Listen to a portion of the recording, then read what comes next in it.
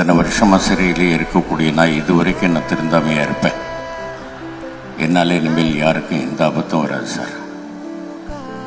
வழக்கம் போல் நீங்கள் ரிஜெக்டட்னே போட்டு கொடுங்க சார். அப்பா, ஒரே ஒரு சின்ன விஷயம், இது நான் திமிராக சொல்லவில்லை. நான் சொல்றது கரெக்டா இல்லையான்றதை மட்டும் நீங்க சொல்லுங்க.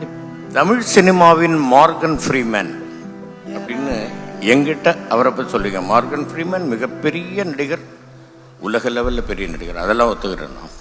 அவர்கிட்ட போய் நீங்க ஹாலிவுட்டின் MS பாஸ்கர்னு சொல்லுவீங்களா?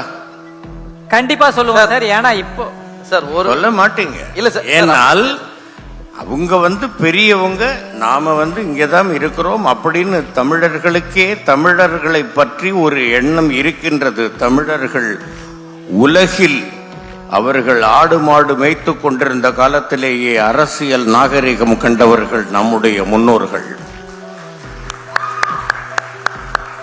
பிரைட் ஆஃப் தமிழ் சினிமான்னு கொடுத்தீங்க, சந்தோஷம். எனக்கு முன்னால் எவ்வளவோ பேர் அவர்களையெல்லாம் பார்த்துதான் நான் இன்று வரை அப்படி இருக்கணும். சிவாஜி அப்பாவை பற்றி அவருடைய நடிப்பு, அவருடைய நேரம் தவறாமை, அந்த மாதிரி. ரங்காராவையாவை பார்த்து அவர்களோட இயல்பான விஷயங்கள், அதுக்கப்புறம் பாலையாப்பா, சுப்பையாப்பா, இப்படி எல்லாரையும் பார்த்து நாம் வியந்திருக்கிறோம்.